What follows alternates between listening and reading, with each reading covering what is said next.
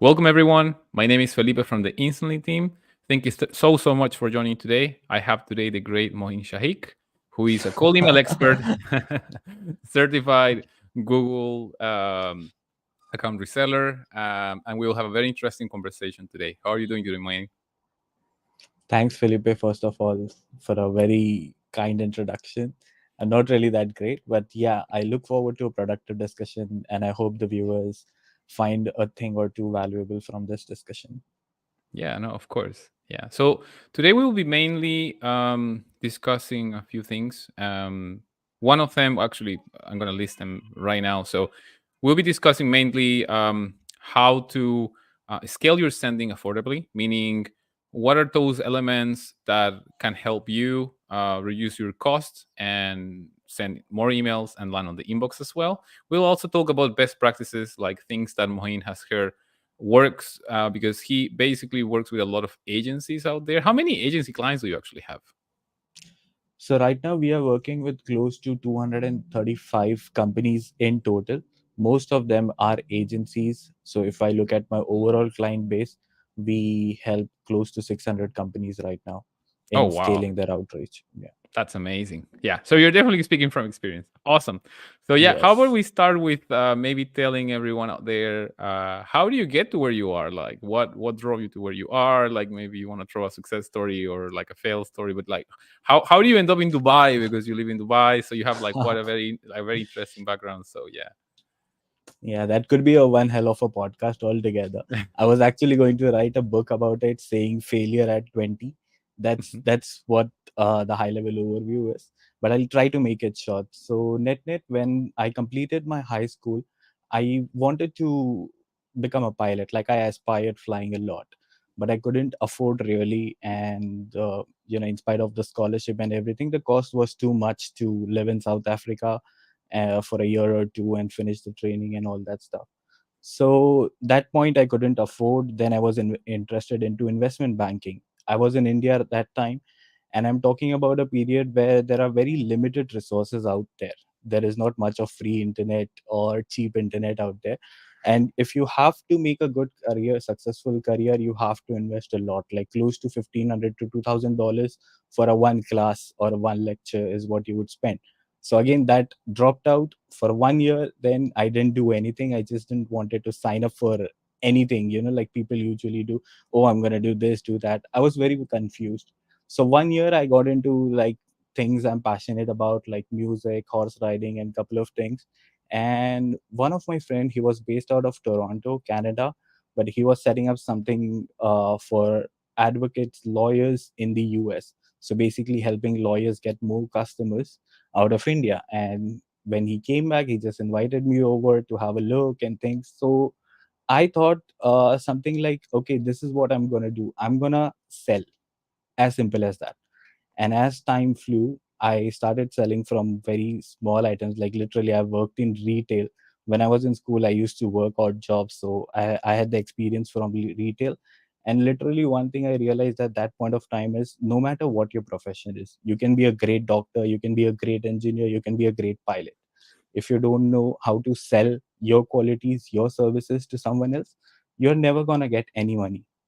So Yeah. that is what drove me. So journey beginning was completely, not so salesy, but I was doing sales. I always believe like everyone, each one of us, every individual pursues sale in some or the other way. Like for example, a child may say to their parents like, okay, buy me this bike and I'm going to get good grades at school. So they are pursuing something. It's not always for money, but some exchange of value. It's always there in our lifetime. And from there, after that realization, I got into first with my friend, helping the lawyers in the United States. From there, I've worked with my co-founder since then. He had a video agency back then, and we built a channel for demand generation, and it grew so much that at one point of time we decided to do it for others as well. And in that endeavor, I have ended up working with some of the big brands including Adobe, Microsoft, NetSuite, those campaigns. And even now, like, we have couple of $1 billion companies in our client base on a lead generation side. Wow. Fantastic story. And I agree with you about like learning how to sell. I think it's really, really important. We have a lot of people in our Facebook community. By the way, those who haven't joined, call Email Masterclass by instantly on Facebook. We have more than 36,000 members.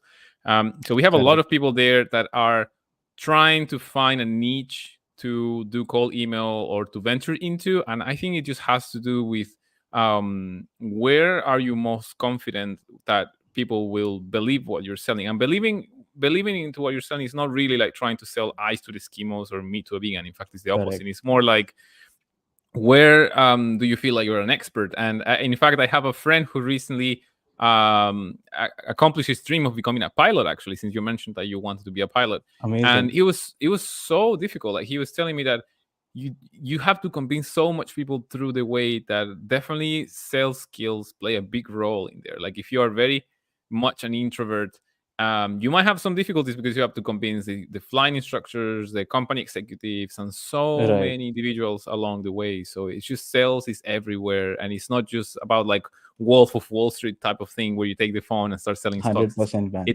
It's definitely about like making people trust you and believe into whatever you're See the pitching. So key, yeah, the key important factor I've realized in sales, you need to understand one thing: no one is gonna buy from you if they don't have a need.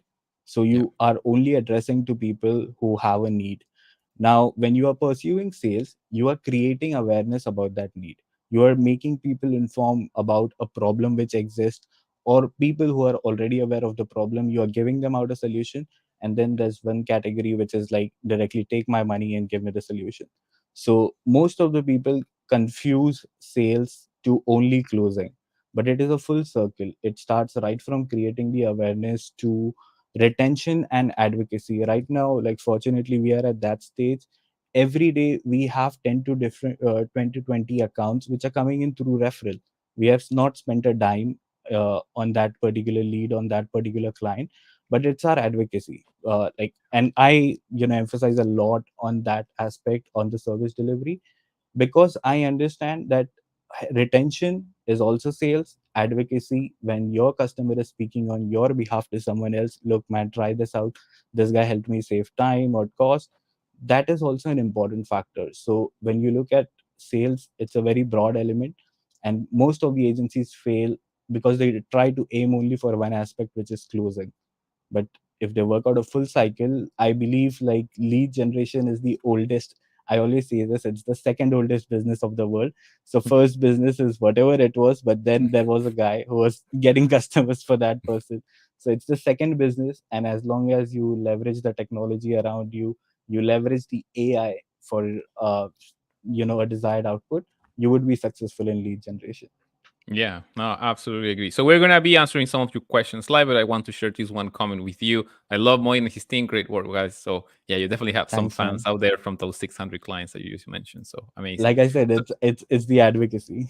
yeah, definitely. So let's jump straight into the burning question. So, Sure. how do users reduce their cost for sending cold emails? So let's start from there. So, what will be your first recommendation? Let's say you're talking to an agency and they come to you and they are like, "Hey, Moin, we heard you're great. How do we reduce our cost for our outreach and our campaigns? We're scaling, we're getting more clients, we're sending more emails, but it's starting to get, more costly. So how do we reduce that?"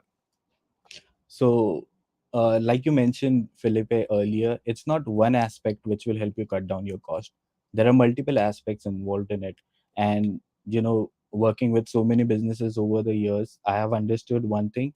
If your lead generation cost goes above 5 to 10% of your overall cost, then your business is going to fail. If you are spending like 40 to 50% only on generating leads, then ultimately you have to cut corners around your operational costs, and it would result into substandard delivery. So first thing is like we have to understand what is your offer size or a lifetime value of a customer you will have, and then you work down, reverse engineer the cost and find out how much it is going to cost you. And it has to be around 5 to 10%. I have advised to a lot of my clients that cold email is not the channel for you, because it doesn't work out for them. Their margins would go too high. So if it works out for you, there are two important things which you can do to reduce your cost. First is having an optimal infrastructure for delivery. It's very important that you have a delivery system which would last you at least for a 6 months to 1 year.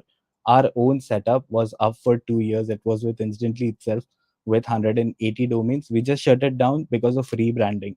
We are rebranding to a new name right now, so we had to shut it down. But in 2 years, we had zero issues on that setup. First thing we did was we had like the complete setup was optimal with the DKIM DNS updates, which everyone knows, but we emphasized a lot on mimicking human behavior. Now, from an ESP standpoint, where I work with Google and Microsoft, I understand what they want from. They don't want to restrict new customers. All they want is to avoid spammers or anyone using their services for any kind of malicious activity, or it could be anything, like for any threat. That is what they want to avoid. So first thing is, like, if you mimic a human behavior, it means we are going to send very limited emails from our accounts. We are not going to start sending 50 emails. Most of the times when I say 50 is the limit, people confuse it. No human being, like I run 4 businesses throughout my day. I never send 50 new emails considering all of the businesses. So when we say 50, they confuse. So keep it like 25 on warm up or 30 on warm up, and the rest of the batch, send only 10 new emails from every single account, 10 new contacts, and use 15 or 20 on the follow up, whatever follow ups you may have after the first email. This is one thing. Second thing, to mimic a human behavior, there is one very important setting in Instantly, which I've seen a lot of people don't pay attention to, is adding additional random time between two emails. Oh yeah. So imagine this, you are a ESP, it's a no brainer. If you are sending hundreds of email at the same point of time, you are going to get reported, you could get blacklisted, it could lead to suboptimal delivery at the end. So adding random additional time. Apart from that, heavily using spin tags. So spin tags, I have this trick, like, you come up with your copy and you come up with 10 to 15 different variations, and at the time of contact, upload it as a custom object in the Instantly, and then you can build your copy using those custom objects. This helps you in two things. One is you are staying under the radar for spam filters. Second thing is you just mimicking human behavior, and at the end you can test multiple messages. For example, you can have 5 different call to actions, you can have 5 different problem resonating personalization first line. So you can test multiple variables at once while flying under the radar. And second important factor, even after you have a good optimal setup for delivery, you are following all the limits, if your targeting is not in place, then you are never going to be able to bring your cost down. Now, many people just randomly, if they think, oh, I'm a website designer, I'm going to go ahead and reach out to all the businesses out there and offer my services. That is not how it would work. On targeting, there are like couple of signals which you have to pick up and understand. The companies now Instantly is doing a great job on these signals again, where you can find out if a company is hiring for a certain position, it shows they are interested. If a company has engaged in some sort of an activity recently, it shows they would have a need for a new website or a new landing pages. So those are some of the examples. Now when your list is very much saturated, like for example, when it comes to us, we offer demand generation services to our clients, the tech companies, and in that case we only reach out to people who are hiring in marketing, sales, or demand generation department. Now when someone is hiring in sales, it shows that they have a lot of leads coming in but not enough people to close it. I'm talking about enterprise SDRs. They don't generally do lead generations. So we know, like, okay, they have a good lead flow, but they don't have enough SDRs. So we have a message constructed around how they can effectively increase the productivity of the same sales team. Then we have marketing department. If we see someone is looking for for example, paid advertising right now, we engage with them saying like paid ads is expensive, and this is literally the first page of our pitch deck for our clients. Like, paid ads don't work. If you are a cybersecurity company, you will end up spending 80 to $100 on a single click. That we can help you bring that cost down. And then when it comes to demand generation, we help we have a similar message with them. So this is one category. Second category is tech companies who have received seed, like pre-seed, seed, or Series A or Series B. Now, mostly Series A, B, C companies, it shows like they have a validated product, an MVP, which people are resonating with. That's why they are able to raise some funds. And obviously, when people or any company is at a very early stage and they have these kind of money, they are going to invest it for marketing activities. So we reach out to them. Similarly, for any business, I would say, if you have to cut down your cost, you have to have laser focused targeting. Yeah. No, I completely agree with you. And actually, let's actually rewind a little bit there, because some people, they're not instantly users, and they are like wondering like what are they talking about, like what is warm up. So basically, at instantly, in case you're completely new to cold email, we allow people to send emails via unlimited email accounts and use our warm up tool, which basically allows you to generate and mimic human like conversations, which is what Moin Correct. was saying. This is all about cold email is all about like mimicking human like behavior and interactions and conversations. So I think one strong point that I would like to highlight as well is that, so on top of the technical setup, like instantly allowing you to send, to scale your sending very affordably, you also, Moin, have changed a lot the industry, because you have been in our Facebook community for very long, and Right. um, very actively in our group, and we really appreciate that. And I guess that's why people love you. Um, and you have somehow reduced the cost for setting up Google accounts to half in a legal and proper way, because Right. you are a certified Google account reseller. So can you tell us a little bit about that? Like, how does that work? Because also, one thing I love about your work is that you have a direct connection with Google. So whenever something happens, you can get to talk directly to Google and ask them, hey, what is happening? Like, for example, when Right. Google announced their changes, in terms of being more strict with spam, not necessarily with cold email, but with spam. Actually, Right. with unwanted emails, like proper unwanted emails, you reach out to them, and you have that direct channel with them. So how does that work? Like, how is it that you're able to offer? I think you offer every Google account legally for $3 a month rather than paying 7 or 8. I forgot what's the price, but you reduce the cost Correct. by 50%. Correct, that's true, Felipe. So I'll tell you how we actually thought of that business.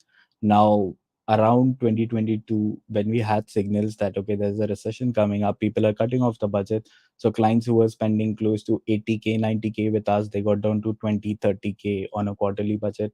So we were sensing like okay, we are not going into the right direction. Maybe we have to divert from the service space and find out something else. And I had a lot of interest in building up a product, but I've consulted a lot of companies, tech companies, and I've seen them failing because they didn't get a proof of validation. Like, okay, this problem actually exists before solving it. So I started this business out where we would help other companies to scale their outreach. And I identified like a lot of people don't really, what do you say, like they have challenges setting up in email accounts and all of those things. You can like you can't use the same card or same phone number for multiple accounts and all of these things. And there are some guys who were trying to bypass using VPN, but again these accounts were getting burned in 1 or 2 months.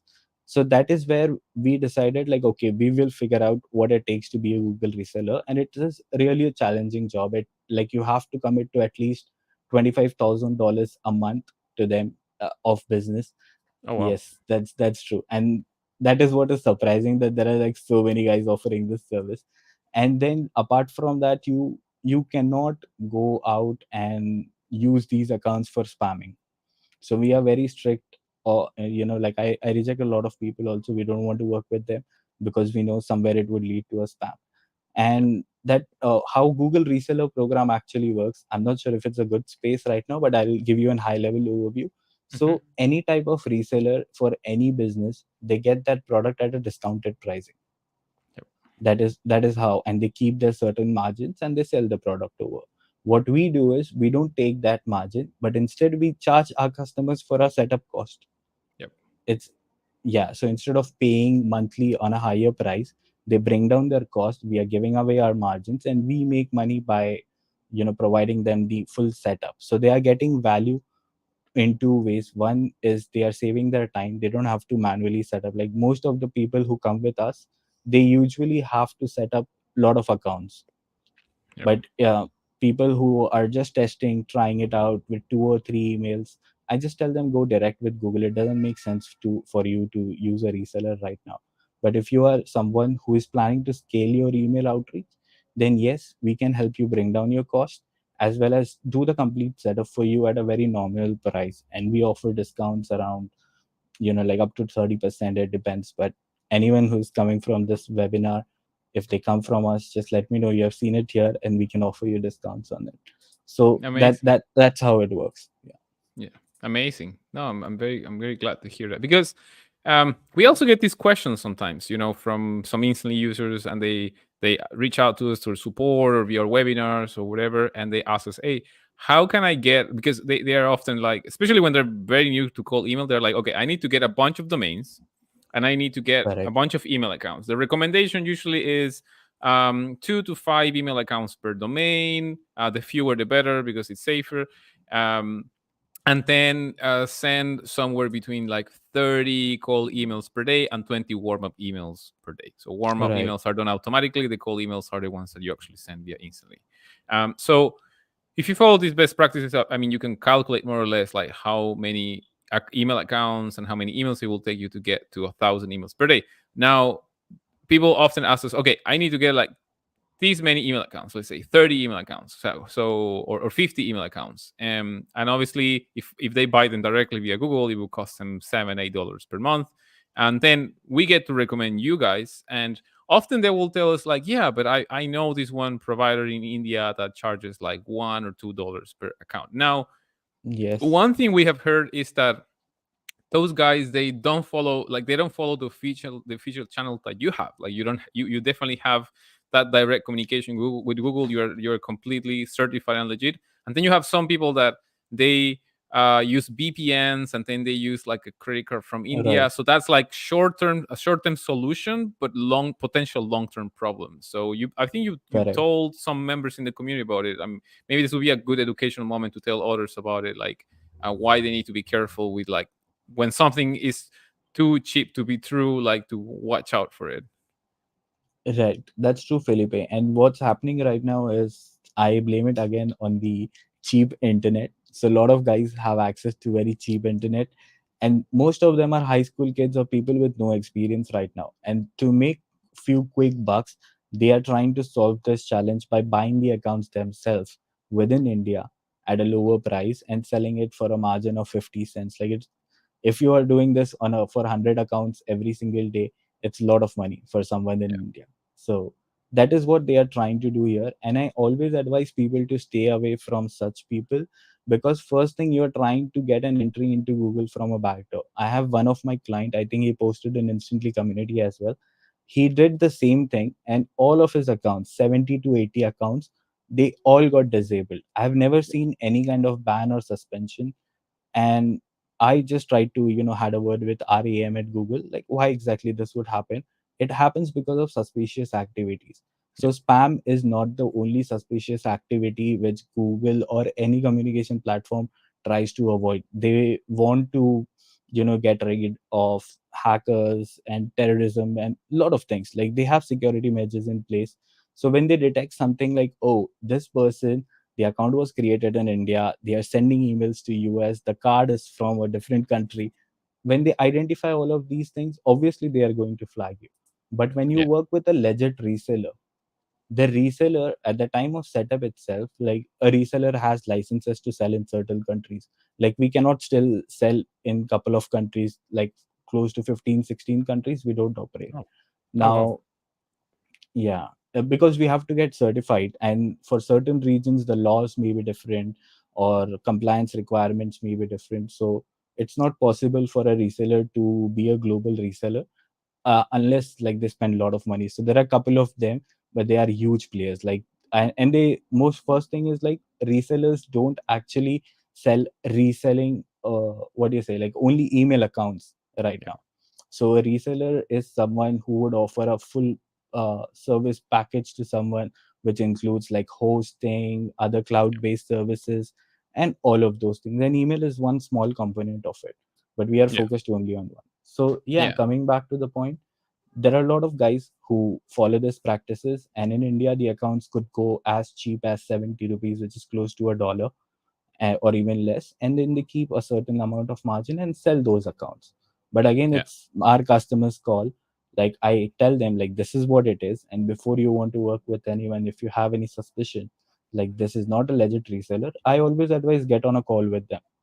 Yeah. People can No. fake screenshots. I've seen my certificate screenshots being faked and coming back to me, because the world is a small place and the instantly community, I have like a lot of customers right now. So if when they are also exploring something and they come across, I've seen. So best thing is, like, you go on a call with them, ask them to log in into the platform and show their certifications. If someone cannot do that for you, they are not a legit reseller. Yeah. That's I think that's very interesting because it kind of like sticks to or four recommendations, like what we call the four pillars of cold outreach, like the base of it. So like a good technical setup, which means getting all the DNS setups like properly configured, and Right. have instantly correctly configured, and the email accounts and so on. And then also have a good copy or a good offer, actually have a good copy or a good message. Then the third one will be to have a good offer as well, something that is not like selling ice to the Eskimos or to Right. a vegan. And lastly, having a good database. And I think I find it so interesting that you guys, as a proper Google reseller, I mean, it kind of makes sense because you have some sort of like requirements by Google to like filter your clients, but that you ask your clients still what are they selling and so on, so you make sure that you work with the right people versus someone who's just willing to sell like just accounts, and then they don't care about the long-term consequence of that. So I guess it's very Correct. important to think also like, okay, they might save like $1, but sometimes it's important to go for like someone who is So certified and legit. So yeah, yeah. I'm 100% with you, Felipe. So understand this, like, you got these accounts for first 3 months. Okay, everything is perfect. It's a everything is happening. It's a good picture for you. After 3 months, let's say you have a ban and you need to create a new setup. Now you have to invest 1 month at minimum. No, there is no other way around it. So you have to invest 1 month in warming up a new setup. Now, for that 1 month, I'm not saying the loss is something which you invested. The loss is that 1 month cap. For Yeah. 1 month, you have no leads coming in. And if even if you are offering a low ticket item of $2,000 and you were closing five, that's a $10,000 loss for you. It's not like couple of dollars you have spent on $100 setup on domain and email. It's that $10,000 cost. And most of the time, people fail to see this. Yeah. And I'm starting to remember that one time on the community, someone posted that they had like, especially because you probably have noticed this, but I've been doing cold email for 10 years. So every single year you have like a wave of panic or fear about cold email, and Exactly. people Yeah. start like, cold email is dead. And I remember it started with like last year, it was with Soho. So when there were like problems with Soho and a lot of Soho accounts got, well, basically Soho black ban call email. You can still do it, Correct. but it's way trickier. Um, and so I remember like some people were like, "Oh, like I'm also having problems with my Google accounts, right?" Because we recommend Google and Outlook. Like obviously, if you stick to our best practice, you shouldn't have problems. But like someone started like, "Oh, I'm having problems," and they sort of like don't say much about like what is their setup. They're literally, they Correct. just put a screenshot, and I remember this very clearly. They put a screenshot from Google giving them a warning that their account got blocked.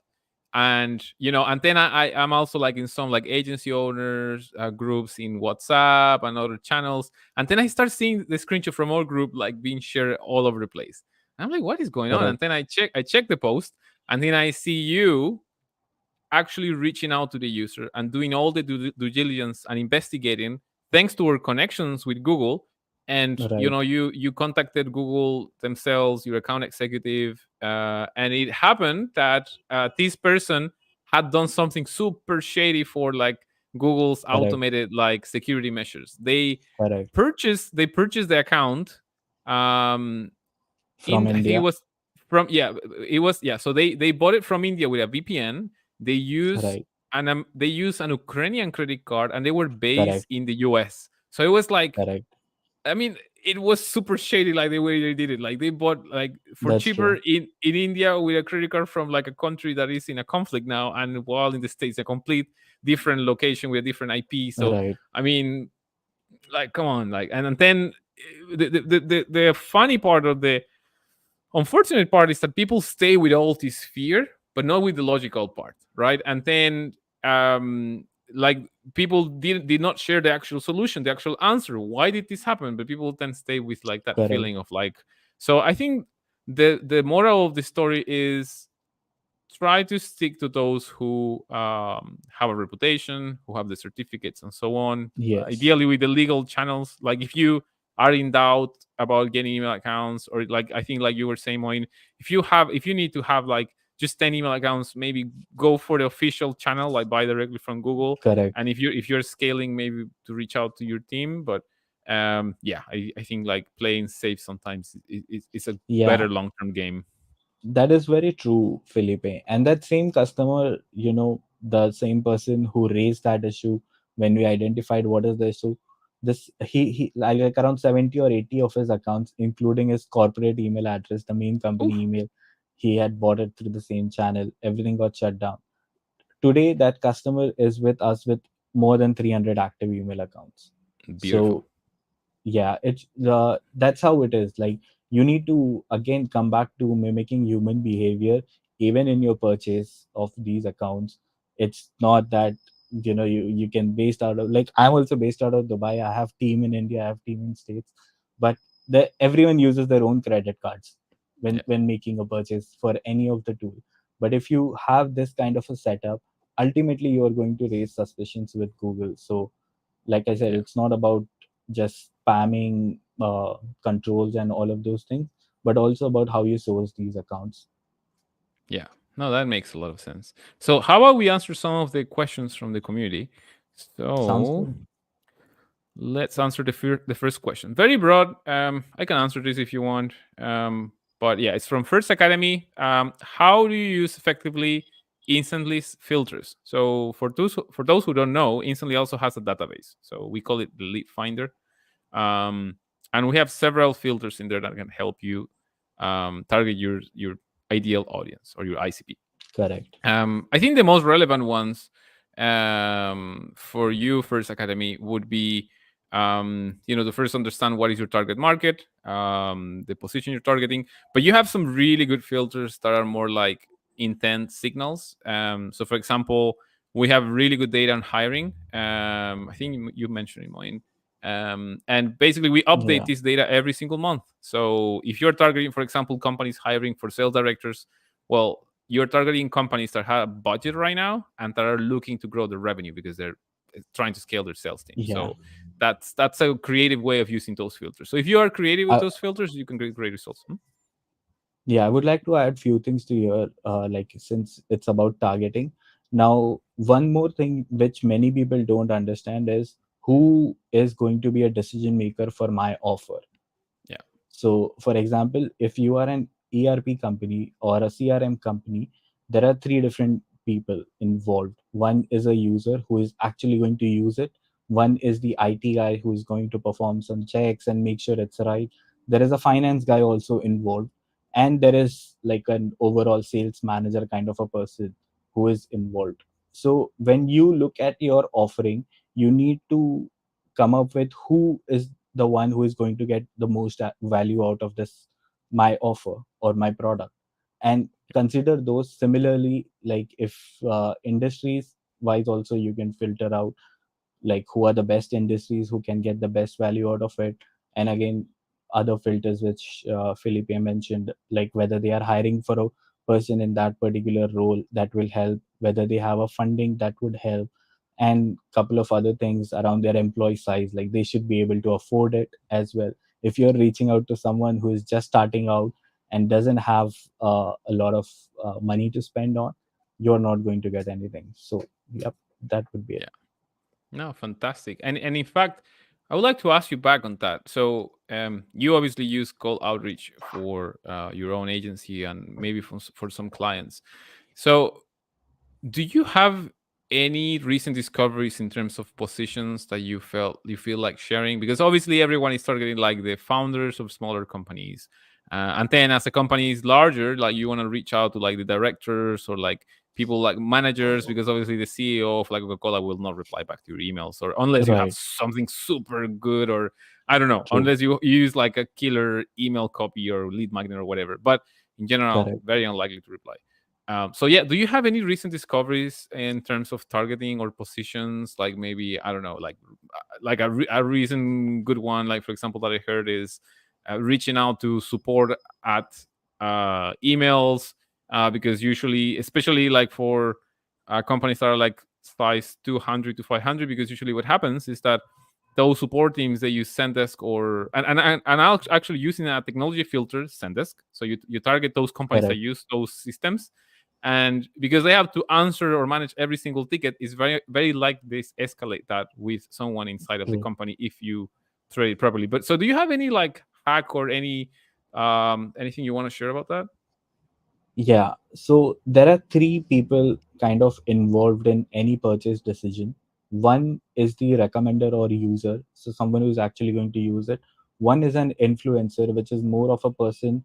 Uh, like for example, this is the guy for whom you are of most value. Like a sales manager is more of an influencer, and then you have a decision making authority, which is most of the time VPs and above. Even directors would be part of influencer channel. Now when you reach out to these people, your message has to resonate with them. If you are talking about the great features and everything, what your platform has, and you are sharing that with the CEO or a decision maker group, then you will not get much of positive responses, because that person, like I have zero clue right now on certain tools which my company uses. I have no clue like what features it has to offer. But if someone reaches out to me on a high level overview, look man, you this is how we help you cut down cost, save time, increase efficiency, increase productivity, I'm most likely to resonate with them. So having a message as per the target group, this is a key right now, or and it has always been in my experience. Like if you reach out with the right message to the right person, it will help. So, and it depends on the offering. Like for example, there are some offers which only decision makers group can take an action on. Like I was talking to one of the customer right now. They provide their infrastructure to commercial banks, and they are only talking to like 70 banks around the globe right now. That is their entire target audience size. But within the 70 banks, there are close to 4,000 people they can reach out to, and these 4,000 are from the users or recommended group. So for example, you are a support guy and you find like to provide a better support, you need a better solution, you become more of a recommender. Then there is an influencer, someone who is more of managing a support team, and they are not able to get a good visibility into their users, so they can influence the support tool or solution to them. And then you have the decision makers who look at the overall aspect of the company. When you reach out to them, they would be more interested in how they can increase customer retention, customer satisfaction, get resolution time, have a quick response to any problems. That's the key. So it's not just targeting, but targeting and messaging both should go hand in hand. Yeah, I completely agree with you. In fact, one thing what we have heard from our most successful clients is that, um, usually like when you target like I think you mentioned like the influencers inside of a company, or like I will also call it like the operational people, like the people who struggle on a daily Correct. basis with a problem, because you have obviously the Right. founders or the top managers who make all these decisions, but they don't have to deal with the software, right? Like whatever service or Correct. software you're selling, they probably don't have to deal with that. And then you have the people who are operationally like dealing with that on a daily basis, and they struggle with it. So if you pitch that person properly, that the operator, with your solution, it should be completely different to how you pitch it to the founder. First, you will Right. probably need to go more in depth with the operational person, because they want to be 100% sure that whatever they're going to be using or recommended to the manager is worth it and reliable and so on. And then with the CEO or founder, whoever you're pitching in the top level of a company, they probably have so little time that you're better off with being super sharp with your message and your Correct. wording and keeping it short and sweet. And probably what will likely happen is that they will forward the email all the way down to the operator. So that's, I think that's one advantage of like reaching out to to the CEO or the founder or the owner of a company, that once they forward the email to the operators or to the people below, like the managers or someone, they will have to look into it. Correct. So that's I think one good thing about it. So yeah. Absolutely. Yeah, I think these also answer these other questions that I'm just sharing now about targeting the right people with the right services. So that was amazing. Let me look into more questions. Okay, there we go. From LinkedIn. Hey Moin and Felipe. I'm just starting with my email outreach and currently have 3G Suite accounts getting warmed up on instantly. Awesome. I hope that you are not just warming up on instantly, but also getting the email accounts from Moin. And There's thank one you. thing I would like to add, Felipe, to Yeah, Hadi's question. Now, most of the time, people think like, okay, I'm gonna start small and then I'm gonna grow my outreach or scale up and make it into a big beast. Now, yeah, some people they tend to start very small, like with 3 accounts or 50 accounts. If I look at 3 accounts, it means I'm sending out only 30 new 30. I'm reaching out 13 new people every single day. In a week, around 150, and overall in a month around 600. But yeah, what we learn from email marketing is to identify whether you have a good offer, a good copy. It takes you at least 1,000 messages somewhere or 1,000 contacts with a full sequence. That is what my experience has been. So now when you have this kind of a setup where you are reaching out to 600 people in one single month, for you to optimize and even know like there is a problem, it's going to take a month. So I always advise to people, start with a substantial amount, depending on your total target market, so that you can quickly analyze, optimize, and change something which is not working. Now, in Hadi's case, for example, if there is a problem, it will take him a month or two to identify, okay, this my copy is not great. But if you have a good volume, 500 to 1,000 emails every single day, you can take actions in couple of days or couple of weeks and be quicker. Because for any business, you're doing this for lead generation, it's yeah. very important that you always keep that pipeline full. Yeah, that makes a lot of sense. And in fact, this is his follow-up question. So, can we discuss the best practices that can be utilized in order to stay away from spam? Um, so you mentioned some limits as well. I think that's a big one. But what other best practices would you recommend to a new user, like a new client of yours, in order to land on the inbox consistently? So apart from setup, two things I would emphasize on: one is the content of your email, and one is your offer itself. So when it comes to content of your email, you need to understand if you include any kind of links or any kind of tracking filters right now, most of the time the tracking information which you get is not accurate, because most of the email clients, like for example Apple Mail, if I'm checking a email on my iPhone, it will not activate or enable the tracking filter right now, and this is by default. So we don't even know whether person has actually opened the email or something like that. And but if you include these kind of links or any link and you are reaching out to people, by default any ESP or endpoint security solution, they detect emails with links. So if there is any email which has a link, and if that same link has been used over multiple hundreds of times, it could get flagged. So first thing is avoiding any links, keep it to simple text. And second thing is the content. If you use any kind of spammy words, now you need to understand there are millions of emails being sent out everywhere in the world, and there is this collection of words which keeps on updating every single day. Like what type of words are considered spammy? Free, offer, these are the ones likely to be in a spammy space. So the content, you should not include any link, and in the copy itself you should not use any spammy words. Or and one more thing, like I always say, never sell ice to an Eskimo. If you are reaching out to someone who has zero relevancy or what do you say, like zero interest, they are going to mark you as spam. Like if someone reaches out to me for buying a Lamborghini right now, I will probably mark them as spam because they have not done their good research. But if someone reaches out to me selling a data list highly curated based on one of my campaign, I'm most likely to resonate with that and reach out to them. Yeah. That's how it is. What if they're selling you a Lamborghini, but they are giving you like a test drive? Would you still take it? Unfortunately, I live in Dubai, so pretty much all the cars are done. Test driving is done. Hopefully, I would buy one soon. Yeah, makes sense.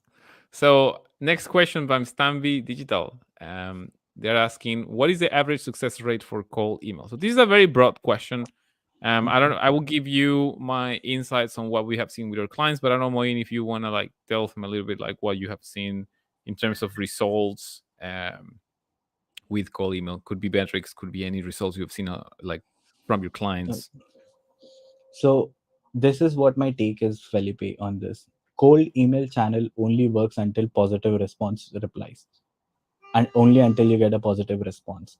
So, average I have seen is zero point 0.5 ranging up to 5, and some people, there are exceptional cases going up to 10% response rate. But if we go on 1% response rate, it is a good number to start working on, which means if you are reaching out to 100 people, you are getting one interested prospect out of it. Now, from here, from replies to meeting and meetings to demo, these two metrics completely depend on your offer. Like, Yeah, you can do all the great things we have spoken about and this, like have a good offer, good copy, and all of those things. But if you fail to have a good offer or good positioning of your offer, that sometimes people have a good offer but they don't position it correctly, and it does not convert into a good meeting. And most of the time, due to commercials or something like those, from meetings to a close client does not work out. So a good metric, if I have to measure, I will only measure positive responses, and anything above 1% is a good positive response, a good successful campaign for us. And from yeah, there, it just depends on the offer and the person who is selling it. yeah. I completely agree with you on that one. I'm gonna brag a little bit here, so let me share my Sure. screen um, here. So as you can see here, this is a campaign from a friend of mine who I'm helping to optimize his campaigns, and he has had a 17, almost 18% reply rate with Great. 51 opportunities, which is not bad, if you ask me. The But now, hmm? If I understand, you have worked heavily on your targeting. You have targeted the right amount of people, like the right kind of audience with the right kind of message. That is the reason. So, like I said, there are cases, but most of the time, cold email channel is used to reach out a wider spectrum of audience. But if you take a very account based approach, it works out great too. We can Yeah. see this kind of a success. Yeah, no, and also the offer for this friend of mine is amazing. It's fantastic. I'm always recommending instantly to like friends and so on. So sometimes they Right. give me access to their accounts, and I can like they always ask me like, "Can you double check this?" And I'm like, "Yeah, you're killing it. Like, what are you talking about? Like, what do you have a 70% reply rate? Like, what more help do you need?" And they're like, "No, I want to get like Right. past. I want to pass 20% reply rate." And some people are like very Maybe they love offer free optimizing their gold. yeah, they're very good at optimizing their campaigns. But I think like in general, I think the key component is the offer. I think you nail it with that one. A good offer it can get you those Right. results. Now, at Instantly, we also launch our own campaigns. Because we like to practice what we preach. True. And we do get like somewhere between like a 3 to 5% reply rate, 2 to 5. Sometimes a bit more than 5. Like there are cases where we will get to 10%, Correct. um but yeah, it's definitely very connected to like how much you segment that campaign and how target is the message with that audience. So yeah, Yeah, let's and one thing I would like to add here, Felipe, the call to action plays a very important role. yeah, For example, when you ask for a demo, trial, or a call, it's a very big commitment for any person, like any human. I always give this example. If you ask for a demo, trial, or call, you are literally asking a woman at a bar to get married to you then and there. yes, So no one is going to say yes. Offer a soft call to action, which is more of a case study, something of value to them, like a ebook, playbook, or any guide, a video that will. So when I do this, I literally give out all my strategies for free to our customers in our lead magnet. But there are two reasons they cannot execute it. One is the resources, And second, if they have the resources, it's going to cost them a lot of money. I have Yeah. access to few cheap labor, cheap but talented, and all of those things, which make it possible to offer at a lower pricing. But if they try to do it, it becomes very expensive. So I Yeah. always offer something of free value to them, which they can just simply take it and execute it also. So when you have something like this, it's your conversation starter. And like I said, then it depends on what is your offer, what is your positioning, how much you would be charging your customer to turn that positive and reply into a good meeting and a meeting to a close client. Yeah, I agree with you. So next question from GR Fent. My idea for cost saving is to host my own email servers. I have one in the USA with 20 clients using it for their email. That is fantastic. I actually on the last live Q&A we had, we were talking, was it the last one or the previous one? I'm kind of lost in time and space, but basically we had one one or two live Q&As before where we focus a lot talking on private servers, and it works, but it's highly technical. Like, so I'm just warning Correct. everyone out there that private servers can be an affordable way of doing it, but you definitely need to know what you're doing because you can mess things up very quickly. And Right. yeah, for scaling, sending it's an interesting one. So we always recommend people diversifying this stuff, like maybe having like a few Google accounts, a few private servers, or private or email accounts hosted in private servers. That way, you are diversifying your risks. This is like investments at the end of the day. When you don't go all in Correct. with your investments, you don't just put all your money at one go, because if something doesn't go right, then it will crumble. So it's definitely a very good idea. I don't know what are your thoughts about that, Mohin, when it comes to private servers. So private service is something which I'm also experimenting with, but this is my basic understanding right now, which I have. Now, when we work with Google or Microsoft, they have millions of IPs. So IPs are something which are your key identifiers. For example, it's your phone number. When you call someone, the same phone number appears. Now, when you host your private server, you need to like you mentioned, it's very technical, and it becomes difficult to manage so many IPs, keep them in rotation. And even if you achieve all of that, like this is my use case personally, I don't know with others, but even if you achieve all of these great things, after 6 or 7 months, somehow it just doesn't work. So I am also looking for someone who can help me out with a private server or run some checks on our existing ones and identify. But net net, we need to understand that we will never be able to achieve the pool of IPs which Google or Microsoft has built. They are the key players in the market right now. Uh, like any company who goes for a corporate email address, they would either go for Google or Microsoft, and they control like 70 to 80% of the market. And we will never be able to have that many pool of IPs. Apart from that, if you are following all of the best practices, which is mimicking human behavior, and you are using a Google account to send to a Google account, then Yeah, you automatically have that credibility within the same server, and you yeah, are able to reach the inbox. But with private servers, yes, it works. It's a cheap way, but it's a very like difficult path to walk on. yeah. No, amazing. Let me see here. Uncommon State of Mind is asking, I want to personalize my emails by comment on something that the prospect has posted on their LinkedIn account. Do you know any AI plugins that I can use with my Instantly account to achieve this? So um, I'm gonna answer this, and maybe you can add any comments. But Sure. long story short, at Instantly we have something called AI prompts, which allows you to use ChatGPT inside of Instantly. So go check it out. You go to the Leads tab, and then you will see a blue brain, and all you have to do is connect your chat or your OpenAI account via OpenAI's API. So we don't charge you anything extra for it. You just have to use your own API and your own credits, which are extremely affordable. So if you scrape LinkedIn somehow, there are some tools. Maybe you can find any tools to scrape LinkedIn. You can bring all of the data into Instantly and then create prompt, like use prompts to create personalized first lines, so you don't have to pay another provider. All you have to do is find a way to scrape the data from LinkedIn. Um, so yeah, that's a way some of our users do it. They just bring all the data into Instantly, and then via prompts they just personalize the message there. I don't know if you have anything to add, Mohin, Right. about that. No, that would be it, Felipe. Like going into someone's activity history, identifying the comment, the post, use ChatGPT for all of these research and come up with a personalized line. And one thing on personalization, I would like to add, Felipe, when a customer starts with us on a very tight budget and they Mhm. want to have personalization, I always advise them to use personalization on an industry level. When you or a job title level, when you talk about a problem, like somehow humans always resonate to pain more than happiness. But if you talk about a problem which they would be experiencing or the entire industry is experiences, like for example last year in our industry there was a recession and still going on. A lot of people had lost their marketing budgets, but the targets they somehow remained the same or even increased, and for some of the people.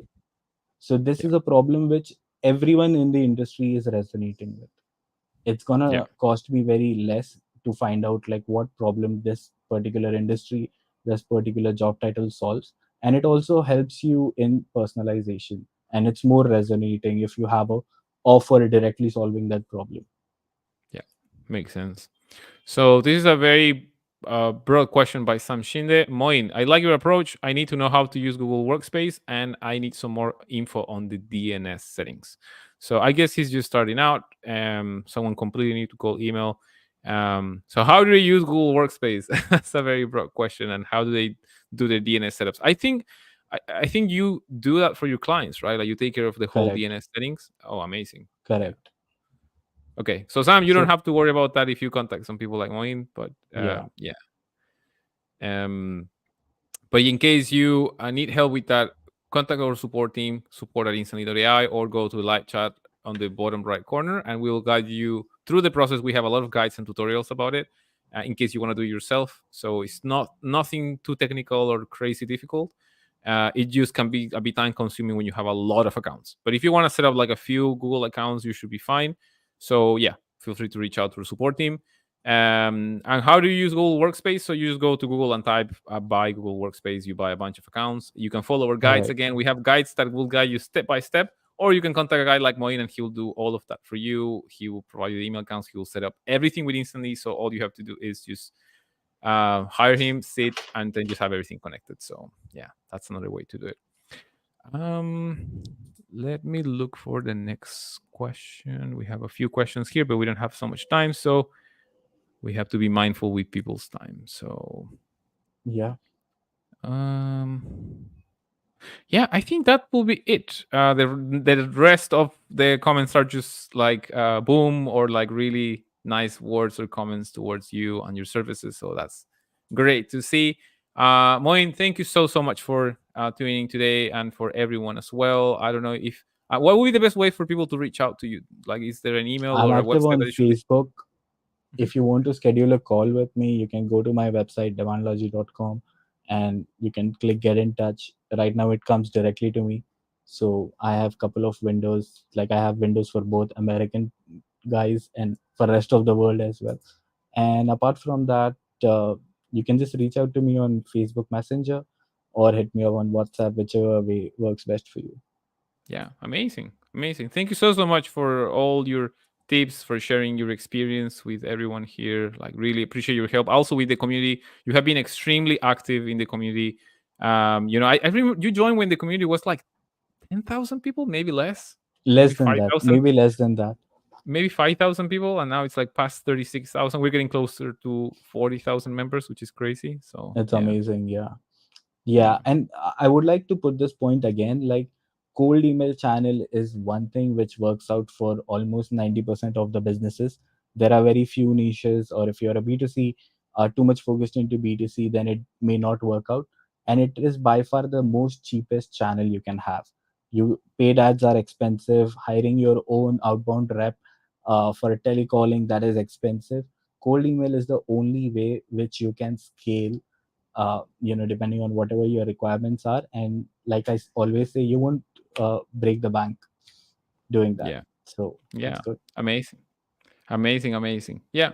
So thank you once again, Moin. We'll see you in the community commenting there, and thank you everyone once Thanks, again for Felipe. tuning in today. Wish you a great one. Take care. You too, man. Cheers.